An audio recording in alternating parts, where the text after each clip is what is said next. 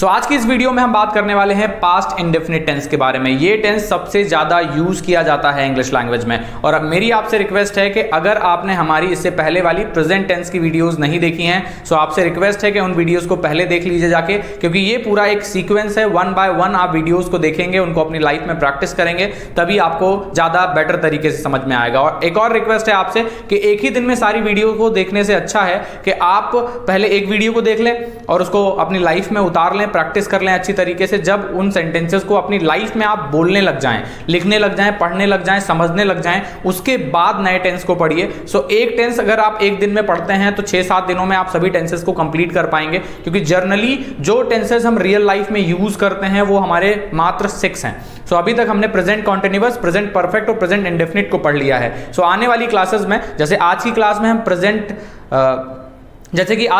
में हम पास्ट को, और फिर अगली वाली क्लास में पास्ट कॉन्टिन्यूअस को, उससे अगली वाली क्लास में फ्यूचर को कंप्लीट करेंगे, जो हमारी लाइफ में बहुत ज्यादा यूज होते हैं। सो पास्ट होता क्या है समझ लिया जाए अच्छी तरीके से। पास्ट यानी कि बीता हुआ कल। कोई भी चीज जो अभी से पहले हो चुकी है वो पास्ट कहलाएगी, भले ही वो 10 मिनट पहले हुई हो, या 10 साल पहले, या 10,000 साल पहले।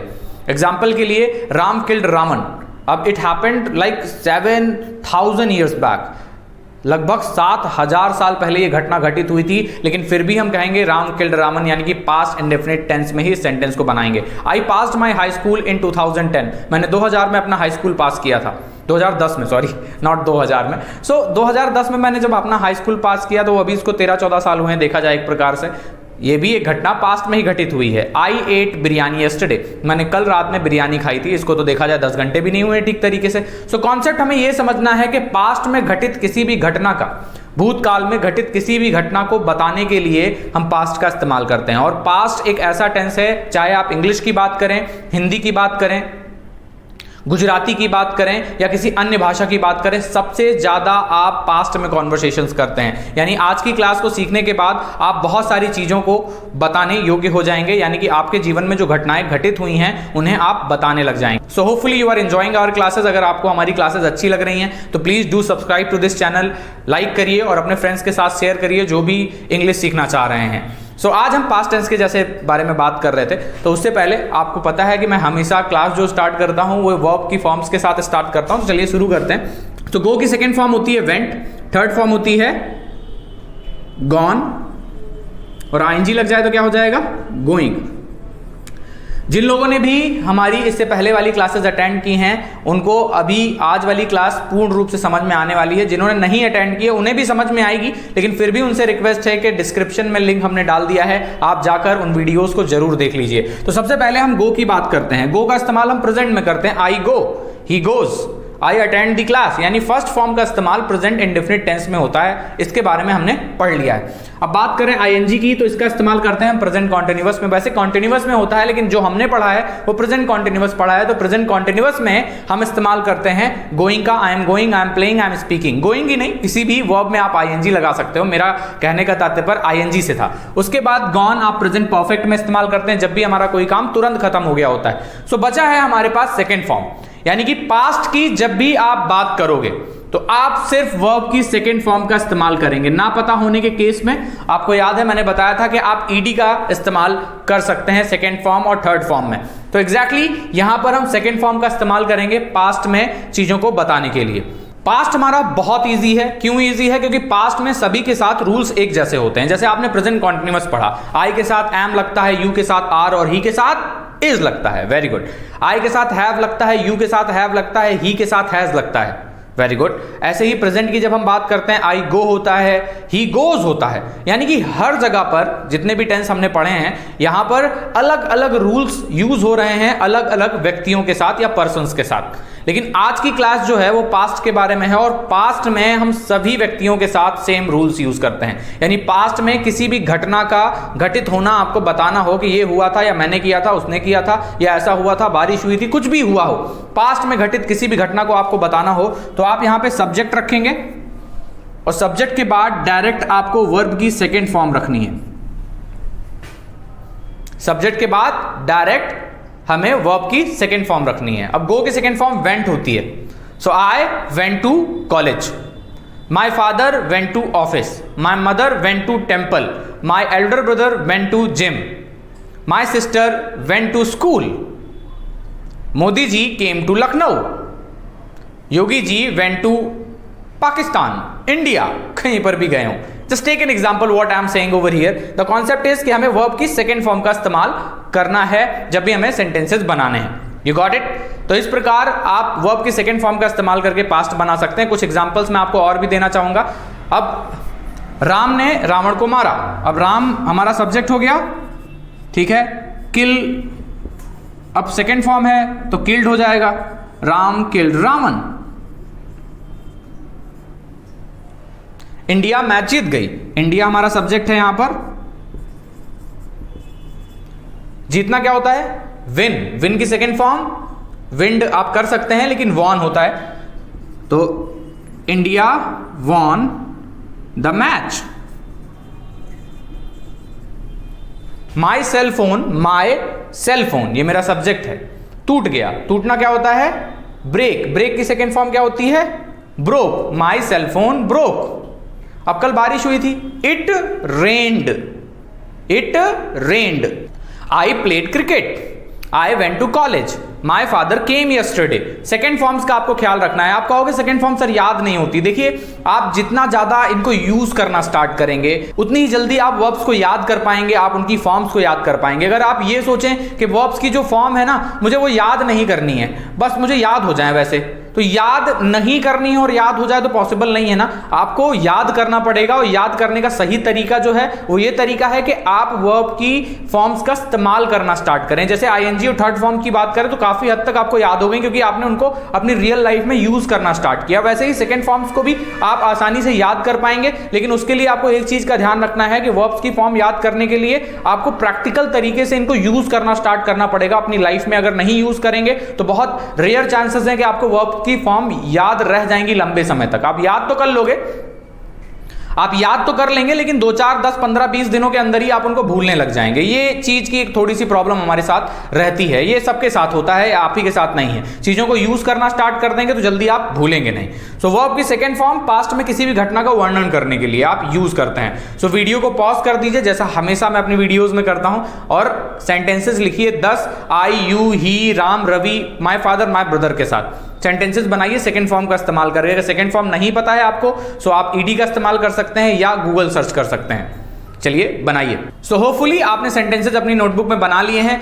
अब इसका इस्तेमाल करके आप चाहें तो अपना पास्ट रूटीन लिख सकते हैं। कल कौन सी घटना घटित हुई है वो बताने के लिए जैसे हम वर्ब की सेकंड फॉर्म का इस्तेमाल करेंगे, वैसे ही कुछ भी आप बता सकते हो। आप किसी भी घटना का वर्णन कर सकते हैं। किसी की शादी में आप गए थे, आपने बर्थडे मनाया था, दिवाली कैसे मनाई थी, किसी भी व्यक्ति के साथ। मींस 70% तक जो आपका कॉन्वर्सेशन है वो पास्ट में होता है। और आज की इस वीडियो को कंप्लीट करने के बाद आप सभी इंसिडेंट्स को अच्छी तरीके से समझा पाएंगे। तो इस वीडियो पे पूरा बने रहें और मैं आपको बताऊंगा कैसे आपको वर्णन करना है इन सारी चीजों का।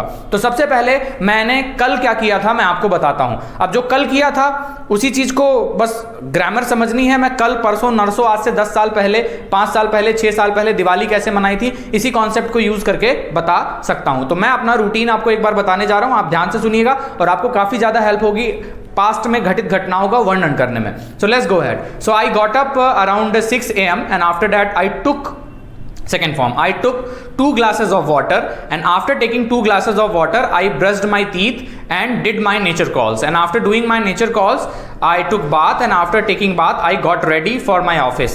I took my breakfast and I came to the office. I worked here for 10 hours, then I went back to my home around 8 o'clock. When I reached my home, my mother gave me a glass of water. I drank that water and after that I did some yoga, and afterwards I took my dinner with my family, and after that I read some books for some time, and after that around 11 o'clock I slept. तो ये मेरा कल का routine था। अब ये परसों का भी मैं बता सकता हूँ जो कुछ भी मैंने किया था सेकंड फॉर्म का इस्तेमाल करके। Now I am going to tell you how I celebrated my last birthday. So my birthday falls on, मेरा बर्थडे होता है। अब हर साल होता है तो प्रेजेंट इंडेफिनिट टेंस हो गया, इसलिए फॉल्स यूज किया है। इसी सेंटेंस को इसमें बोलेंगे, बाकी सब पास्ट में ही रहेगा। So my birthday falls on 19th of December, आने वाला है। So my birthday falls on 19th of December. So in the night of 18th of December, I received a lot of messages and calls from my family, friends and relatives. I replied them and I was so happy. Then I slept around 1 o'clock. Next morning I got up at 6:30. I touched the feet of my mother. She blessed me and gave me 500 rupees. I got happy. खुश हो गया मैं. I got happy. And after that I touched the feet of my younger sister also, my father also. They also blessed me and gave me money. And around 10 o'clock I received calls from my friends and they said to give party.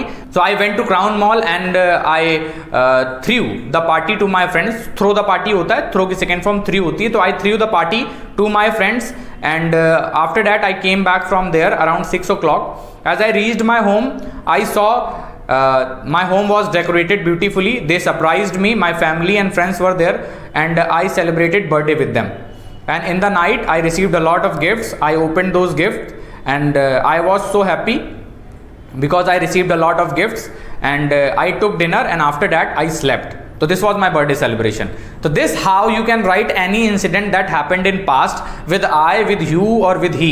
अब मान लीजिए मैंने कहा I went, मैं गया था, I went. और हाँ, ट्रांसलेशन ना करें, था थी मत देखें, ये देखें कि पास्ट में कोई घटना घटित हुई थी. पास्ट में कोई घटना घटित हुई है, सेकंड फॉर्म का इस्तेमाल करना है किसी भी व्यक्ति के साथ. अब हम ये क्वेश्चन आंसर करना सीख रहे हैं. अब इसका क्वेश्चन कैसे करेंगे? इसका भी क्वेश्चन होगा डू यू गो. अब आप कहेंगे सर ये तो प्रेजेंट का सेंटेंस है, ये कैसे पास्ट में चला गया? लेकिन अगर इस सेंटेंस में सेकंड फॉर्म लगा दी जाए तो पास्ट में चला जाएगा. यस, बस क्वेश्चन ये है कि डू में हम लगाएंगे सेकंड फॉर्म या गो में लगाएंगे. डू यू वेंट होगा या डिड यू गो होगा? That's good. अब आपको यह समझना है कि जो पहले आता है वो पहले पाता है. तो हमारे भाई डू भाई साहब पहले आ रहे हैं, यानी डू में हम चेंज करके इसको डिड कर देंगे. और एक बार यहां पे सेकंड फॉर्म हमने यूज कर लिया, as you are able to see over here. यहां पे मैंने लिखा था पहले ही डिड डू की सेकंड फॉर्म होती है. और एक बार आपने सेकंड फॉर्म लगा ली है, जैसे डू में ईएस लगा लिया था, दोबारा नहीं लगा पा रहे थे. ही गोज आंसर होता है, लेकिन क्वेश्चन क्या होता है? डज ही गो. वैसे ही जहां जहां पे डिड आएगा वहां पे वर्ब की सेकंड फॉर्म ना आकर फर्स्ट फॉर्म आएगी, क्योंकि डिड आपने ऑलरेडी यूज कर लिया है. ओके, अगेन मैं एक बार एक्सप्लेन कर दे रहा हूं. आंसर में आप सेकंड फॉर्म यूज करेंगे, लेकिन जब भी क्वेश्चन करेंगे तो वहां पे डिड आएगा. डिड ऑलरेडी डू की सेकंड फॉर्म होती है, इस वजह से यहां पे वर्ब की फर्स्ट फॉर्म हम यूज करते हैं. यानी कि सभी व्यक्तियों के साथ सेम रूल्स यूज होंगे. तो अभी मैं कुछ सेंटेंसेस बनाऊंगा और आपको उनके क्वेश्चंस बनाने हैं. Okay, I went to market. Did you go to market? Very good. I played cricket. Question, did you play cricket? I got up early in the morning. Did you get up early in the morning? I attended the class yesterday. Did you attend the class yesterday? It rained yesterday. Did it rain yesterday? AC worked yesterday. Did AC work yesterday? My father came to Lucknow. Did your father come to Lucknow? I passed my high school in 2010.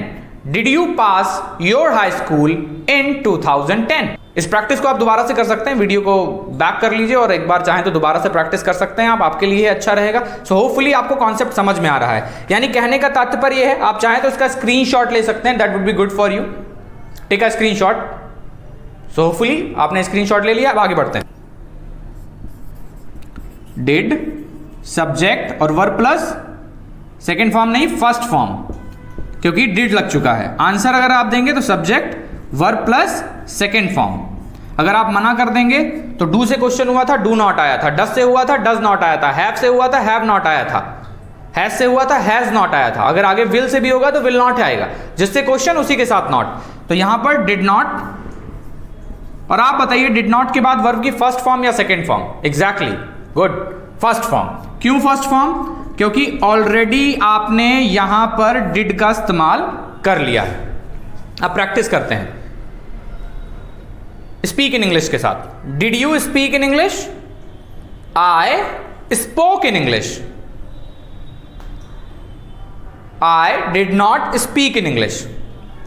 Did you get up early in the morning? उठे थे कि नहीं उठे थे? Answer दिया I got up early in the morning. मना कर दीजिए, I did not get up early in the morning.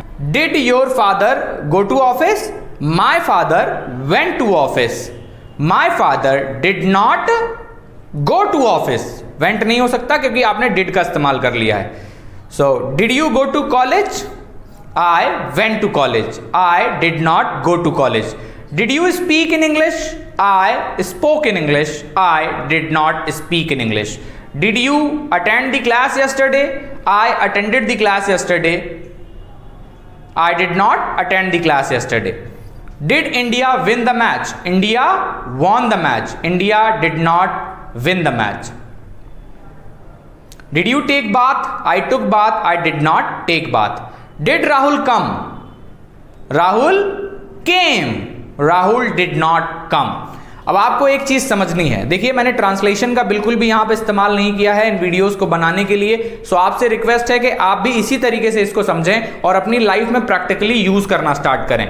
सो आप एक काम कर सकते हैं, जहां पर भी आप अपना ज्यादा समय बिताते हैं वहां पर एक चार्ट लगा सकते हैं। सो जो हमारे स्टूडेंट ऑफलाइन बैचेस के हैं उनको तो हम एक प्रिंट करा के चार्ट दे देते हैं, लेकिन जो बच्चे ऑनलाइन हमसे क्लासेस पढ़ रहे हैं उनसे रिक्वेस्ट है कि आप एक पेपर लीजिए, व्हाइट पेपर, और उसके ऊपर जैसे प्रेजेंट कॉन्टिन्यूअस के रूल लिख लिए, प्रेजेंट परफेक्ट के लिख लिए, प्रेजेंट लिख लिए, फिर पास्ट लिख लिया, इसको एक जगह पे चिपका दीजिए। 2 जगहें और छोड़ दीजिएगा, पास्ट कॉन्टिन्यूअस और फ्यूचर के लिए, जो मैं आपको आगे पढ़ाऊं। उसके बाद आपको क्या करना है कि डेली सुबह उठकर एक बार प्रैक्टिस करनी है। जैसे आपने ले लिया कोई वर्ब टैटल, टैटल का मतलब चुगली करना होता है, तो आप स्टार्ट करोगे are you tattling, I am tattling, I am not tattling. Is he tattling, he is tattling, he is not tattling. Have you tattled, I have tattled, I have not tattled. Has he tattled, he has tattled, he has not tattled. Do you tattle, I tattle, I do not tattle. Does he tattle, he tattles, he does not tattle. Did you tattle, I tattled, I did not tattle. Did he tattle, he tattled, he did not tattle. So अभी आप अपनी screen पे देखिए, आपके पास past indefinite या past simple के सभी फॉर्मूलाज और उसके साथ कुछ वर्ब्स दी गई हैं। इसका आप स्क्रीनशॉट ले सकते हैं ताकि बाद में आपको नोट्स बनाने में काफी ज्यादा हेल्प हो। तो सब्सक्राइब करिए हमारे चैनल को और शेयर करिए और कमेंट जरूर डालिएगा कैसा लगा आपको ये वीडियो। Thank you.